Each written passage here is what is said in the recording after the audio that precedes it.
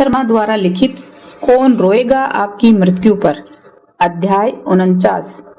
21 का नियम याद रखिए।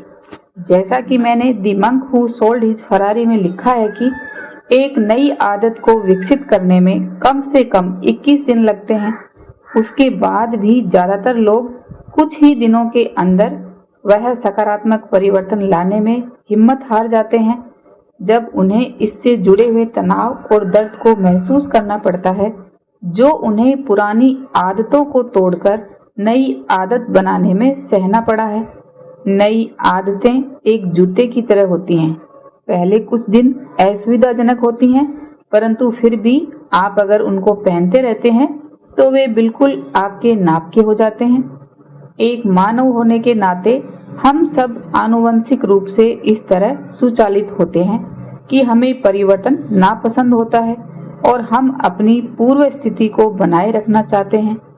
इस स्थिति को होमियोस्टेसिस कहते हैं, जो स्वाभाविक रूप से समय के साथ घटता रहता है, और यह तरीका इस आधार पर कार्य करता है कि कुछ भी बदलाव नहीं होना चाहिए, चाहे उससे बेहतर संभावनाएं भी हमारे समक्ष हों।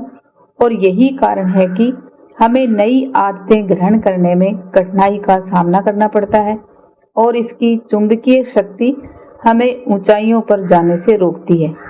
परंतु जिस प्रकार एक रॉकेट शुरुआत के कुछ मिनट आगे आने वाले दिनों की तुलना में ज्यादा ईंधन व्यय करता है, जबकि आगे के दिनों में उसे करीब 50 करोड़ मील की दूरी तय करनी होती है। शुरू में जब आप 21 दिन को पार कर लेते हैं, तब आपको महसूस होगा कि आपको अपनी नई आदत सुविधाजनक लगने लगेगी। थोड़ा समय निकालकर अपनी निजी आदतों का अध्ययन कीजिए और वादा करिए कि आवश्यक बदलाव लाएंगे। आपके जीवन का महत्व काफी हद तक आपकी आदतें निर्धारित करती हैं। जॉन ड्राइडेन ने लिखा है, हम पहले आदत का निर्माण करते हैं, फिर आदत हमारा निर्माण करती है। जैसा कि वर्जीनिया वुल्फ ने लिखा है, आदत का कंकाल ही इंसान के ढांचे को बनाता है।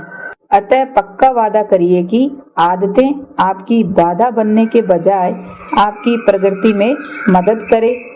समय की सीमा के पार, पब्लिलियस साइरस के शब्दों में, आदतों का साम्राज्य वास्तव में अत्यंत शक्तिशाली है।